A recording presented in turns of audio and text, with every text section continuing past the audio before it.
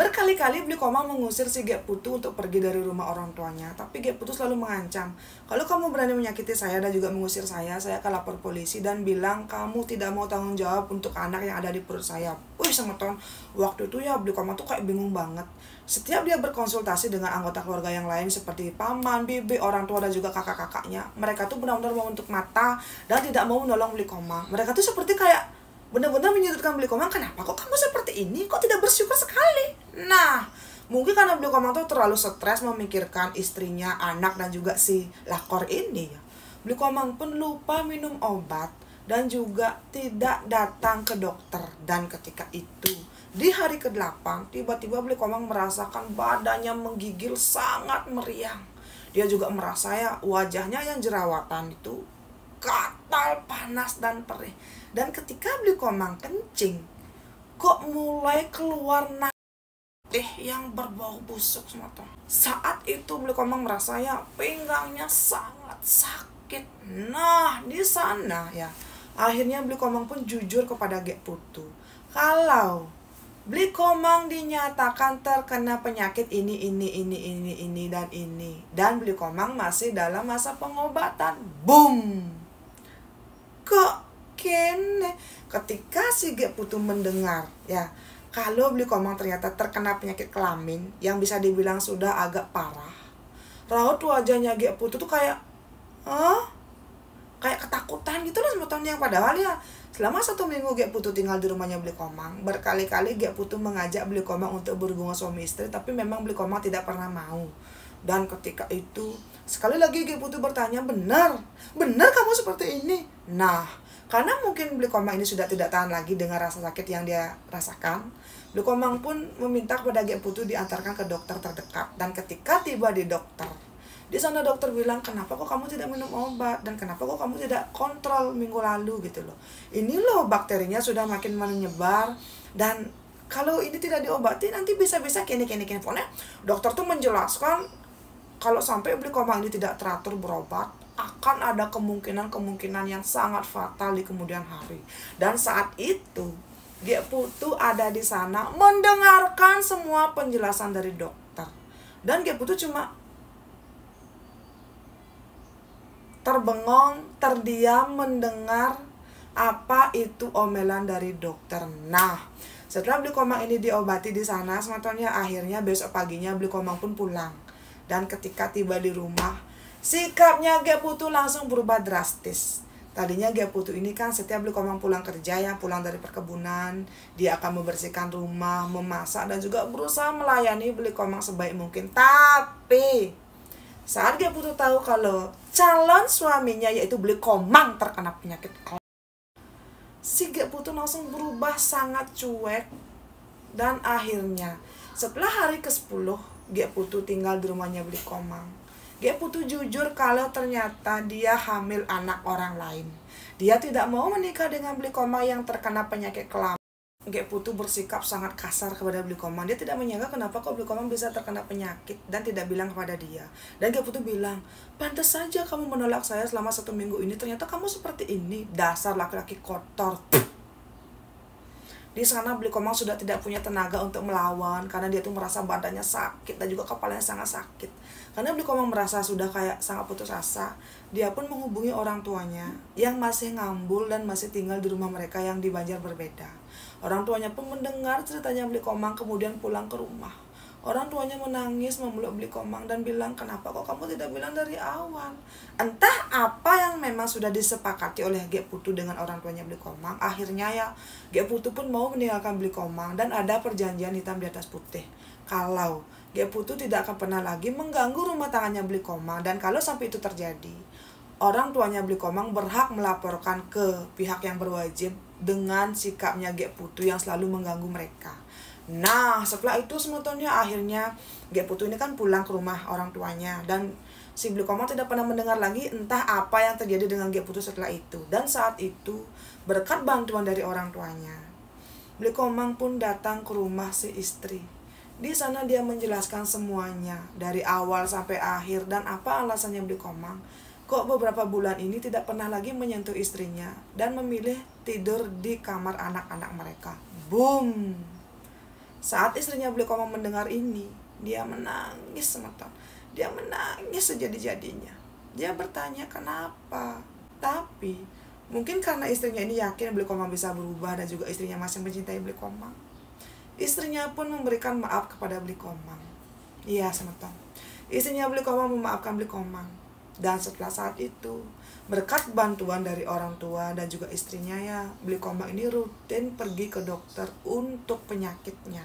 Beli Komang juga tidak pernah lupa minum obat, dan Beli Komang juga pergi ke tempat orang pintar. Barengan ya semeton.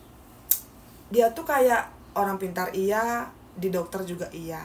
Dan berkat ini, Beli Komang pun berobat selama 2 tahun full. Dia dinyatakan 100% sembuh dari penyakit kelamin ini di dokter. Tapi ada plot twistnya semeton. Ternyata konon katanya, menurut orang pintar yang mengobati Beli Komang, alasan wajahnya Beli Komang ini hancur karena efek dari pelet yang diberikan oleh si Gek Putu. Dan ternyata Gek Putu ini kan bekerja menjadi joget erotis ya. Ingat, ini cuma oknum, tidak semuanya seperti ini.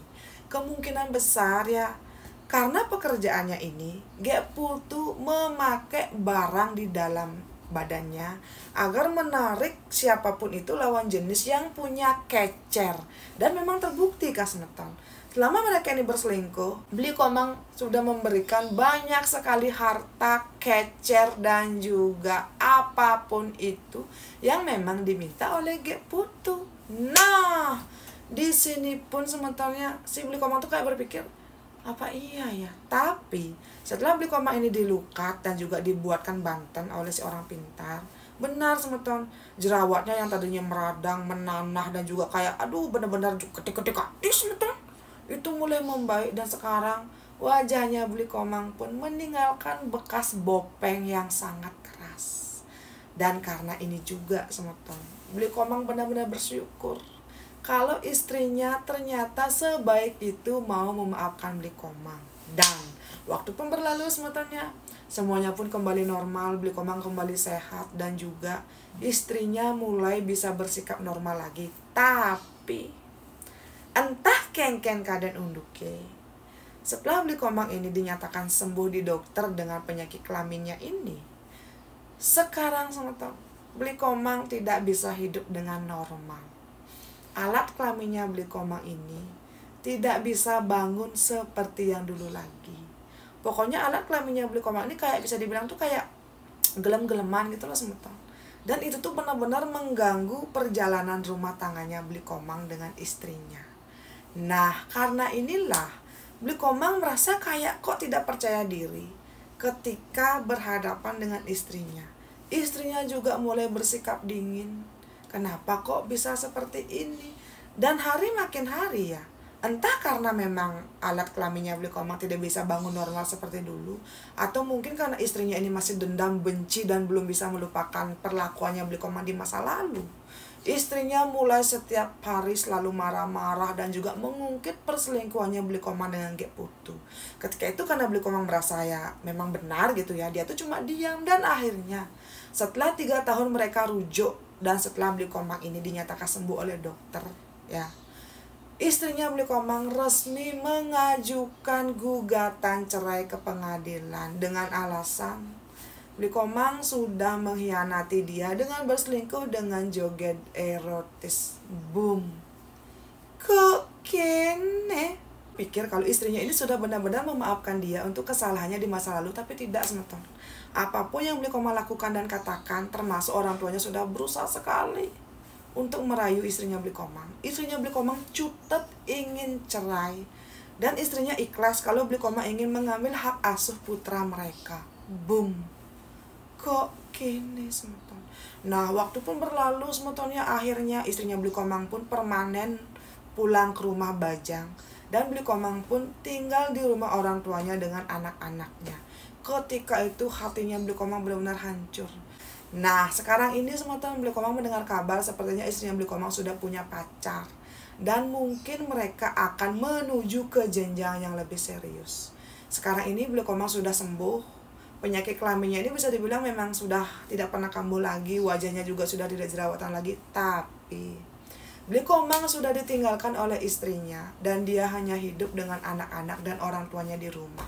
Dan yang paling menghancurkan hatinya Beli Komang, alat vitalnya Beli Komang itu benar-benar kadang on, kadang off. Itu tuh benar-benar kayak engken lah semetonnya. Beli Komang sudah pergi ke dokter, sudah pergi ke orang pintar, sudah pergi ke tempat-tempat pijit gitu loh semeton yang katanya bisa menyembuhkan alat vitalnya. Tapi sampai detik ini tidak ada perubahan. Dan inilah cerita dari Beli Komang yang benar-benar ngalapin karma pale dari apa yang dia lakukan di masa lalu. Nah, sebelumnya untuk Beli Komang sukses untuk ceritanya, karena saya yakin pasti Beli Komang kayak tidak mudah untuk menceritakan ini. Lewat video ini Beli Komang bilang kepada saya sepertinya istrinya Beli Komang suka menonton cerita saya di TikTok ataupun di YouTube. Dan Beli Komang ingin menyampaikan pesan untuk istrinya. Dia benar-benar minta maaf untuk apapun itu yang dia lakukan di masa lalu. Sampai saat ini Beli Komang masih menunggu sampai istrinya mau pulang dan juga berkumpul dengan dia. Tolong maafkan dia dan tolong kembali menjadi istri dan juga ibu dari anak-anak mereka. Nah, untuk semetonku bagaimana? Inkah kalian berkomentar? Silakan. Dan untuk semetonku yang sudah nonton dari awal sampai akhir, sukses banget. Jangan lupa tinggalkan jejak dengan cara like, komen, dan subscribe. Dan ingat semeton, penyesalan selalu datang belakangan.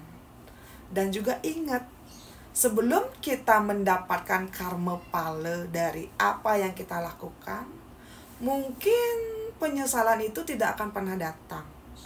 Nah, untuk semetonku, sukses banget ya. Dadah. Sampai ketemu di cerita saya selanjutnya.